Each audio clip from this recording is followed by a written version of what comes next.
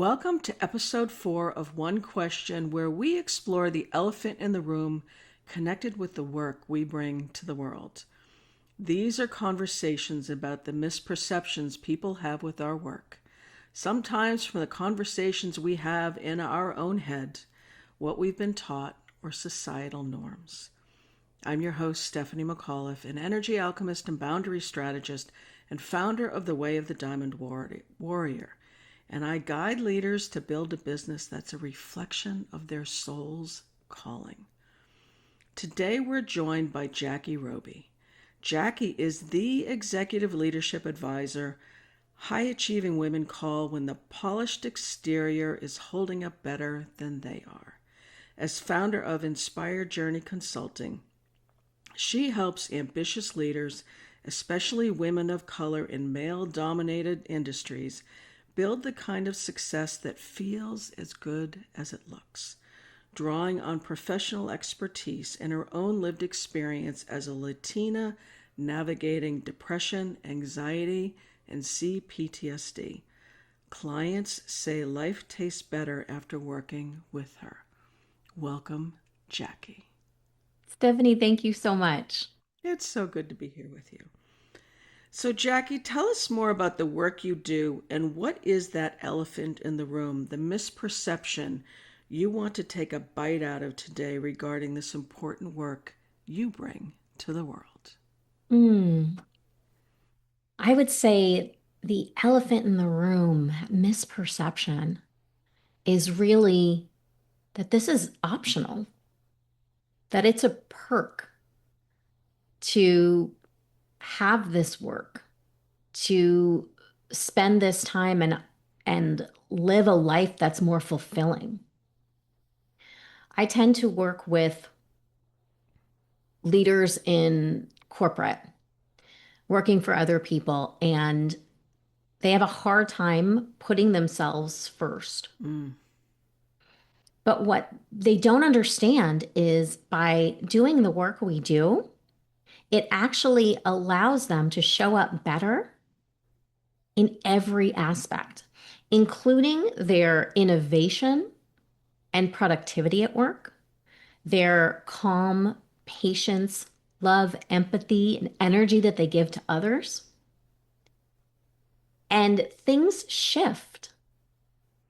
And it happens so subtly, but then you see this dramatic ripple effect in your life. And the catastrophes of yesterday don't matter the way they used to. It is amazing that it is a choice. Mhm.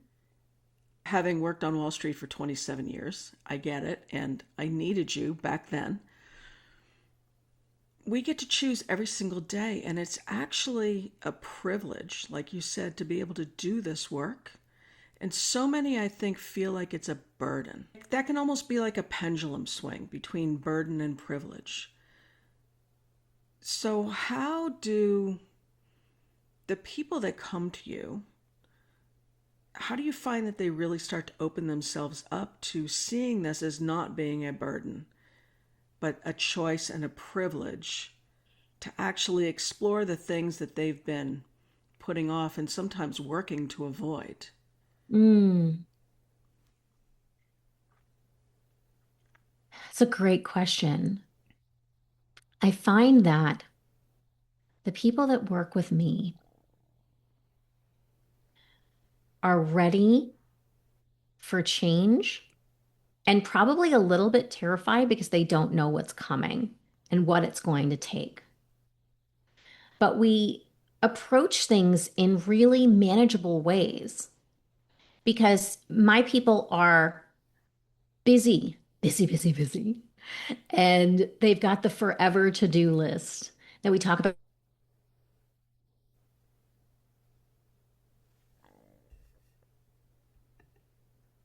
So the idea of adding one more thing to their plate, like you said, it can feel like a burden. I want them to be able to take action without feeling overwhelmed because they already feel overwhelmed about everything else. So we navigate by figuring out what their existing life looks like and how to build in moments of change that are easy to remember, that are even sometimes just 10 seconds at a time. And so, do you find that CPTSD plays into that never ending to do list and that Mm. fear of actually looking in the mirror? Mm, absolutely. So, one of the areas of specialty mentioned is working with women of color in male Mm-hmm. dominated industries. Oppression is abuse. And Amen. so that is already a trauma, a lived trauma experience. And something that happens when we are running from trauma is that we don't want to slow down to feel. Yes. And it's very scary. That's why letting down the barrier of I'm fine, this is just the way life is so massive and can be difficult for so many. So I like to navigate things from a lens of understanding trauma Mm-hmm. and going in gently, thoughtfully, and from an inclusive perspective. Mm-hmm. And I love that you said oppression is trauma because I think a lot of people think of trauma as that big, and I distinguish them as the big T and the little t trauma. Absolutely. And you can even look at the adverse childhood experiences. Those are big T traumas of divorce or incarceration, abuse. And yet, the small t traumas are those silent, it's almost like death by a thousand paper cuts Mhm. that we're told to just ignore it, don't look back, you can't change the past. And yet, those are the things that continue to inform our decisions, make us not want to look. The scary things that we were told to not feel, to just brush aside. So I love that you're approaching it from the perspective of also looking at our heritage, and it comes with it the generational impact because we all Absolutely. experience trauma. The We the absolutely. statistics by the World Health Organization are astounding that I think it's 75% of children by the age of 3 will have experienced some kind of abuse. Mhm. So we're all carrying this. So I think when we stop suppressing it or oppressing it, and it's not that we want to normalize it, what are your thoughts on actually normalizing the conversations of our experiences? There's so much power in that. I remember when I first fell into depression, and I've danced with depression 3 times in my life so far. But the very first time, I was so terrified of anybody knowing what was happening to me. And eventually, as I came out the other side, I started to recognize when it happened to other people, and I was able to be a resource, and they Mm-hmm. didn't feel as alone. And the more that we talk about it, the more we can understand this is a human experience. And we should honor humanity, understand it, and be able to navigate and support each other through these things Mm-hmm. instead of making it something wrong. It's not wrong, it just is. And it's another Yeah. thing that we are figuring our way through. And I think this is where, when we decide that we're going to break the cycle and stop silencing, we can actually, to your point, be a mirror for other people to show them that we can stand in our power, we can break the cycle, we can give a voice to these things. Mhm. And it does ripple out into the world around us in every facet of our life. You know, there is a saying that I learned with work that I've done supporting domestic violence organizations. And it's silence protects the violence. Mm.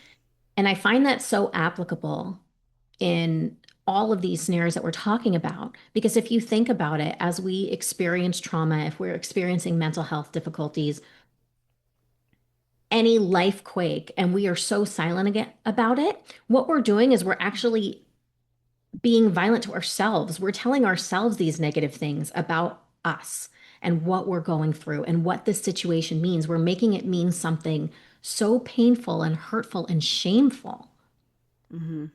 that it's to our benefit to break free of that.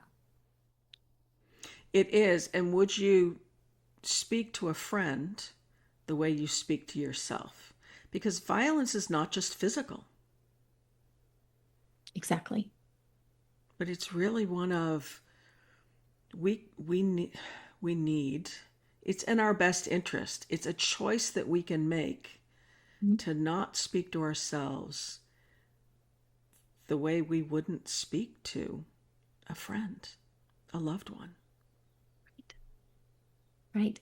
And for anyone who is a parent or an auntie, would you speak to that little one that way?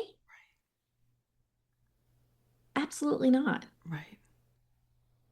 So I love this work that you're bringing to especially women of color, the Latina population, who I think sometimes has to work even harder in the corporate world.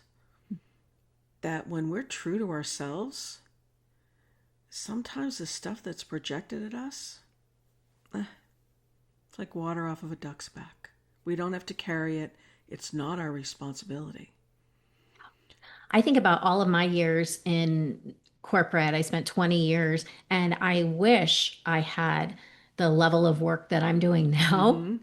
at that time because the pain that you carry is debilitating, absolutely debilitating. And for those who build up the armor Mm-hmm.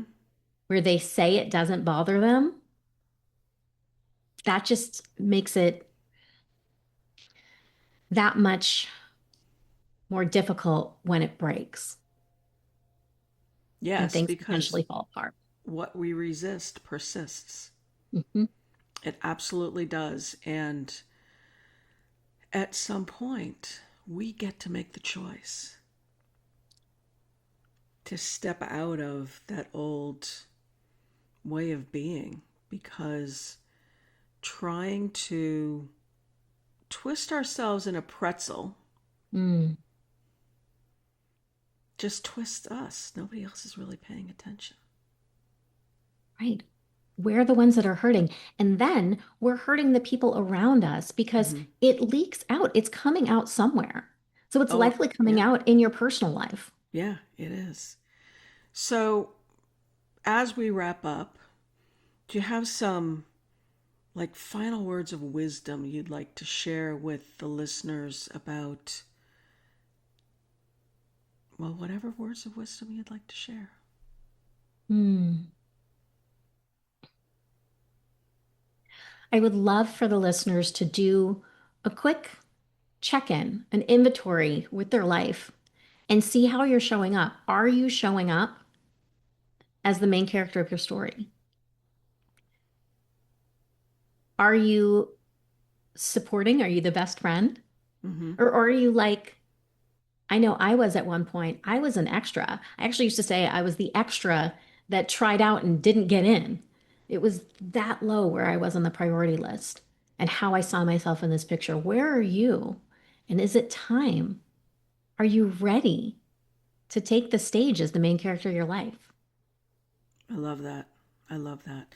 And so Jackie is a co author of Confident You, The Raw Conversations, and we'll have a link to the book down in the notes, as well as Jackie is offering a free 3-part video series for executive women who are killing it at work but running on empty everywhere else. You can finally stop saying yes when you mean hell no. So that link will also be down below for all of the listeners. And Jackie, thank you so much for joining me on this Thank, conversation today. Thank you. This was nurturing to my soul.